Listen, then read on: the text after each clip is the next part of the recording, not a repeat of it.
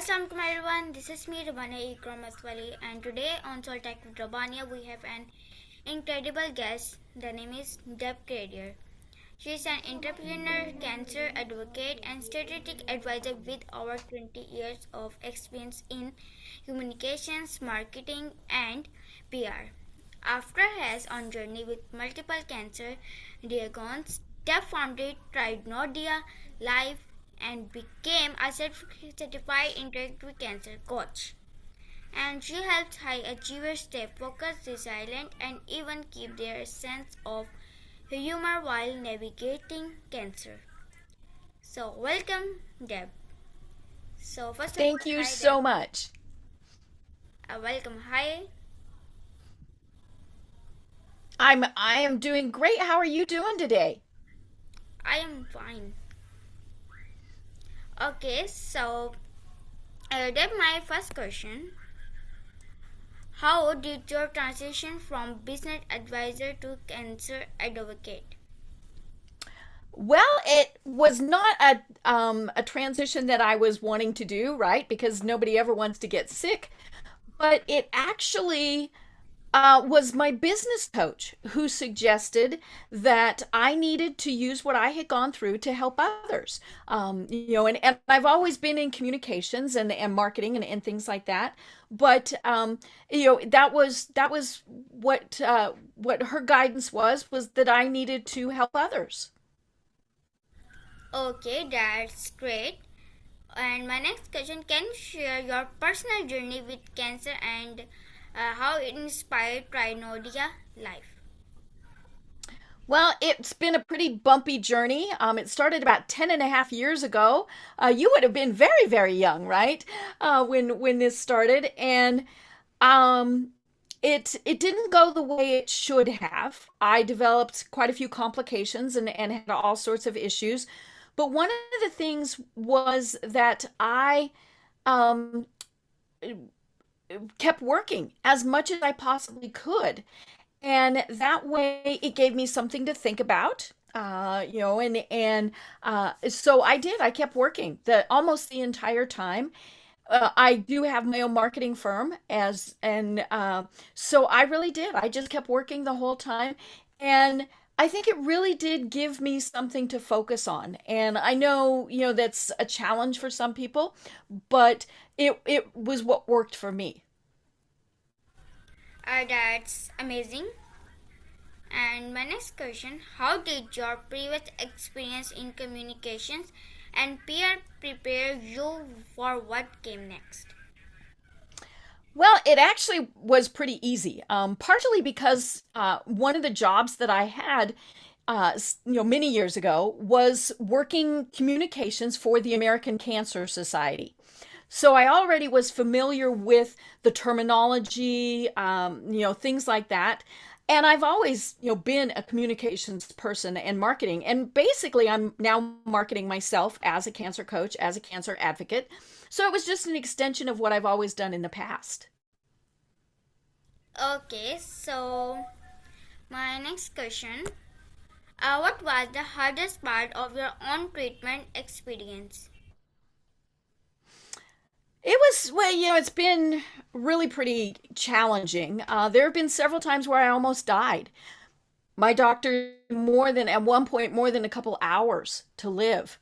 And obviously I ignored that. But I think challenges is keep going. Think I can do this. It's okay to have bad days and to say this is, I'm just going to sleep today. I'm not going to, go in and do anything because that's normal. And so I think we really need to acknowledge that we do have those bad days. But I think, one of the big challenges is to then just keep going. And I have found it very good for me to be helping others, through their journey.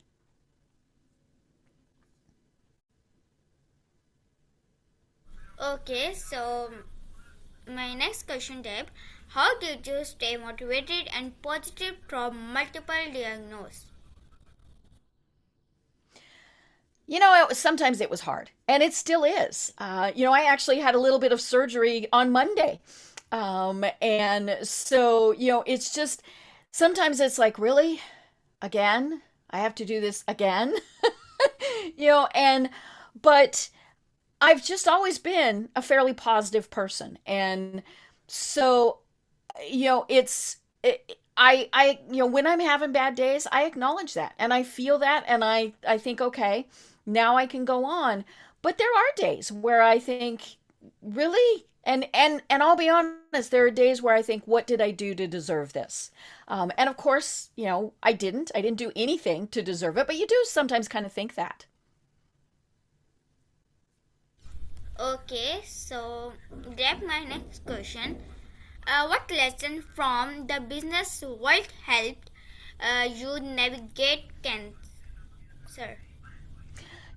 I think a big part is just communication skills.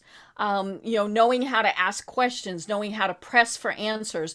As I mentioned, I did work for the American Cancer Society, so that gave me a little bit more knowledge to be able to ask those questions. And I think the most important thing is that we have to advocate for ourselves, and say, this is what I want, this is what I don't want, which is sometimes a challenge, but it is very important for us to be stating what we want. And so I think having good communication skills has definitely made that better.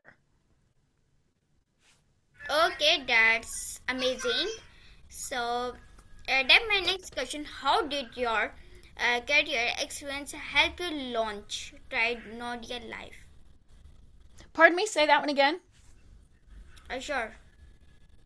My question. How did your career experience help you launch tryingnottodie.LIVE? It was just like any other website that I've launched with the business or nonprofits. One of the things that I did, because I can design websites, I can do all of that on my own, but I also knew that I probably wouldn't do as good a job. So I paid someone first to develop all of the marketing, branding, things like that. And then I did pay someone else to create a website. And it was so funny because I told her, here's what I want the website to look like. And she came back with something totally different. And my first thought was, well, that's not what I asked for. And then I realized she had done a much better job. And so I put my pride away and my ego away, and I liked what she did. But I think that was one of the big things that I learned was this is very much a team. I am working with other people to make this happen. Okay, that's amazing, Deb. Okay, so my next question, what advice do you have for leaders facing personal health career? You know, it's a challenge when you are a leader and you have health issues because one of the first things you think is that you can't tell anyone about it because they're going to think you can't do that you can't do your job. And and I totally understand that. My clients were very understanding when and they still are because there are days where I just cannot work. But it's a personal choice, as to how much people share and how much they don't. But I do advise that, again, the same thing, build your team. Know who you can trust with the information. You don't have to tell everybody everything, but it's okay to have that trusted group of people around you and to not try and go this alone. Okay, so your advice was amazing. And my next question, what is integrative cancer coaching and how does it differ from traditional sport? Well, when I decided to be a cancer coach, and we have, I don't know what it's like where you are, but we have a lot of business coaches here in the United States, and they do a variety of things. And I decided that I wanted to be a cancer coach. So again, based on my business coach, telling me I should be doing this. So I researched it and found there really wasn't a lot. But I did find a great organization. It's called Cancer Wellness Institute. And I took a 12-week class. So it was very detailed. And we do follow-up calls with other students every month and all sorts of things. And so, I think that was very, very valuable because it was not something I had done before. And so it was very valuable to get that extra coaching. I also got certifications in grief coaching and in happiness coaching because I think a big part of surviving any type of medical crisis is to go through it with a sense of humor. And so I can work with people on how can we be happier in this world. Okay, so that's amazing, Deb. Okay, so my next question, how do you combine lived experience with professional coaching to help others? It's an interesting journey because I think one of the strange things about it is in order for somebody to work with me, they have to be sick. So I'm kind of, you hate to hope that people get sick, right? But I also know it's going to happen. Whether it's cancer or something else, people are going to have illnesses. And so what can I do to help them and to not have it kind of override my own life because I do have my healing that I have to go through. I have all sorts of things. And so I think it's kind of a fun challenge, but excuse me, it is definitely a challenge to be able to deal with it. Okay, so Deb, that's great. And my next question, how can humor and mindset impact recovery during treatment? Oh, humor can do so much. And there have actually been quite a few medical studies that have shown that laughing is healthy. It releases some chemicals in your body that help you heal. It helps decrease your blood pressure. And so, and sometimes the humor might not be appropriate. We might be joking about things that, we really shouldn't be joking about, but it does help us to deal with that. And one of the funny things is that even a fake laugh, you can trick your brain when you just go, ha ha ha ha ha. Your brain thinks it's a real laugh. And so the medical benefits are released. And so they do things here like laugh yoga and things like that. And I think it's very important to be laughing as much as you can. And one of the things that I always try and do is to make my medical team laugh. I mentioned that I had a little bit of surgery on Monday. I was laughing and joking with the staff, and I told them, you guys have really hard jobs. If I can make you laugh, I think that it's going to go much better. And they really appreciated that. That's amazing. And my next question, what is integrative career coach and how does it differ from traditional sport? Say that one again. Please repeat. Okay. My question, how do you help people maintain balance between treatment and work? It is a challenge. Hang on, I'm going to change my audio settings here just for a second so that I think I can hear you a little bit better. Okay. So please say your question again. Okay. How do Much you better. help people maintain balance between treatment and work? Well, treatment always takes priority. And I also consider things like naps part of my treatment. And they do have to take priority. Because if I am not taking care of myself, I'm just going to make myself sicker. So it is very important that we do take care of ourselves first. And I think that's sometimes a challenge for women because we want to be taking care of others, right? That's just part of being a woman is we're caring for others. And we have to remember that it's very important that we are taking care of ourselves first before we can take care of anyone else. But yeah, my treatment, especially when I go to the doctor, things like that, that always takes priority. It has to. Okay, so that my next question: what daily habits or practice helped you stay grounded? I don't have a lot, and I know but I mentioned taking a nap. Every afternoon I do try and rest, and part of that is just because I do get tired very easily. But I find that even just a 10-15 minute rest, then I'm good for the rest of the day. I think it's also very important to eat well, to sleep well. I do try and get out and exercise, not as much as I should, but I try and get out and do that. But I also, try to remember that it's important just to take time for yourself. And whether it's, watching a little bit of TV, reading a book, doing whatever, it's very important to do that. Okay, that's amazing.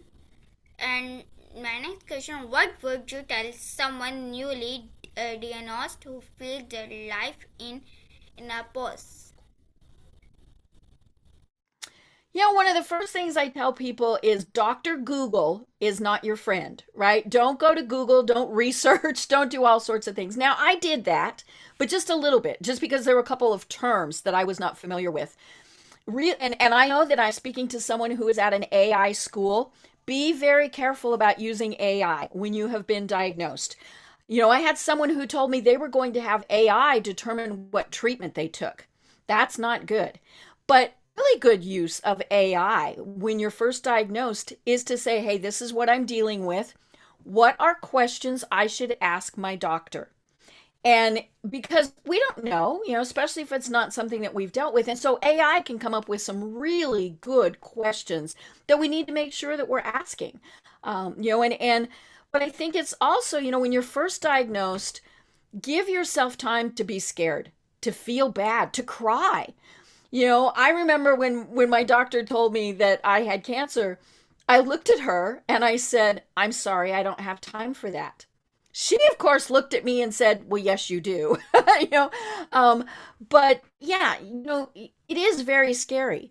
And I also tell people one of the important things is at least for, the first appointments where you're really getting so much information from your medical team, take somebody with you because our brains don't quite know what to do. And so take somebody with you. But it's also okay to research other things. I am here in the United States, so we obviously have Western medicine, but there's so many other things. Now, I chose to do surgery, chemotherapy, radiation, but there's so many other things that are so good for people. Meditation, yoga, all, many things. And so it is important to research what you think is going to work best for you and then kind of stick to that. Oh, that's amazing. And my next question, Deb, can you share a success story of for a client who overcame fear and stayed productive? Sometimes it's hard. And sometimes, even if you're healthy, sometimes it's hard to do all of those things to stay productive because we get sidetracked. And I am one of those people that is like, whoa, what's over there, right? And so, scheduling works really well. I know people who schedule, especially their work day, they schedule it very rigidly, but they also schedule in things like take a break. I have a good friend that in his busy workday schedule, he has time blocked out to take care of the dog and take the dog for a walk. And he does that. The dog obviously needs to go for a walk, but he knows if he doesn't put it in his schedule, he'll forget. Or he'll do like I did this morning with you and be not paying attention to the time and be late for this meeting. So sometimes doing a schedule works really well for people to keep them on track. Okay. So my next question: are there misconceptions about cancer severely that you wish people understand? I think one of the biggest misconceptions, and it is changing, but I think so many people assume, whether they are the patient or a friend, a family member, business associate, they assume that you're going to die. because a lot of people do die of cancer, but more people survive cancer than die from it. So I think that's one of the biggest things is to remember, this is not, going to be a death sentence. For some, yes, they will pass away from their cancer.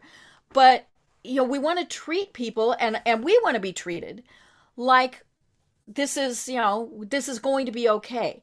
I had a lot of people who didn't know what to say to me. They didn't want to make me feel worse. They didn't, they really did not know what to say. So they didn't say anything. So then I felt like they didn't care. And so I think one of the biggest things is it's okay to ask, how you doing? How you doing today? I'm sorry this happened to you. You don't have to ask anything more than that. But it really is okay to talk about it, even several years later. It's okay to ask those things. That's part of that grief training is, we don't want to act like it didn't happen because it did. Whether it's that you lost someone or someone is ill, things like that, we do want to acknowledge that it happened. We just don't have to dig into it very much if they don't want to. Okay, so my next question, what role does community, family, or professional support play in recovery? Oh, community is everything. And it's kind of funny because in a lot of ways, when we get sick, we isolate ourselves. But it's very important to have a community around you that are supporting you. I remember one of the times, I've got a Facebook group it's a private group, and it's just to tell people what's going on with me with my cancer diagnosis. So it is, like I said, a private group, but there's several hundred people who are there. And I remember one time when I had, was going in for surgery, and I thought, well, I can't die. All of those people will be mad at me, but just having that support and knowing that there are people thinking about you, praying for you, whatever it is, that does so much for someone. But then the community also has to help in ways that they can. Maybe it's just that they send funny memes, or maybe they bring a meal, or they come and sit with you. But it is so important to build that community, and the community changes as things change. And it's also important, in a work environment, as I said, to have those people who you trust with knowing what's going on, because they need to support you also. But we need to tell them what it is, because they can't read our minds. They don't know what we need. And so it's very important to say, hey, I need a little help with this today. Oh, that's great. Okay, so my last question.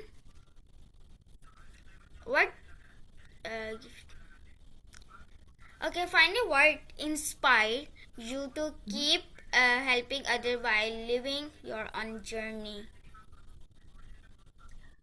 I'm inspired when I see other people who are on this journey. And sometimes, when I'm not feeling good, I'll see somebody who has something far worse than I do, and I think, you're just kind of whining. Stop whining. But it does inspire me to see others who are surviving and thriving. And whether it's, it doesn't matter if they're sick. I mean, like you are an inspiration to me because of what you're doing. I work with a young girl who is a freshman in college, and she's very inspiring. So, we can be inspired in so many different ways just by kind of looking and seeing what's going on. And then if I think, can I help you in any way? That's kind of why I'm here. Okay, that's great. I have my one more question. How do you ready flying success when facing life's biggest curveball? Sometimes it's making it through the day. I mean, and I try, I am a business person. I'm a marketing person. So I know we're supposed to have goals, long-term goals, things like that. And those are great. But sometimes it really is just making it through the day, or, making it through the week, finishing a project. And I think it's very important. We do need those big goals, but we also need small goals too. And it's very important that we have those and that we recognize them, because sometimes that's all we're going to get that day, but it's okay. Okay, so my one more question. How can someone turn fear and uncertainty into action and focus? It's hard, because everybody's going to feel fear. And I think the important thing is to acknowledge that we have that fear, that, whatever it is scary, and then we think, okay, how can we overcome this? Maybe it's, I'm afraid to take this test today. I don't know what's going to happen. And so we think, okay, what do I need to do to get through this? So take that fear, acknowledge it, and then figure out how you can go on. That's great. Okay, so thank you so much, Deb, for sharing your story, your wisdom, and your positivity with us today. And your journey remind us that cancer and may distort our calendars, but it does not have to cancel our lives. To everyone listening, check out Try Live to learn more and connect with Deb. So thank you again for inspiring us to lead with courage and honor and heart. Thank you so much, Dave. Thank thank you. I'm very honored to have been your guest. Okay, so bye bye everyone.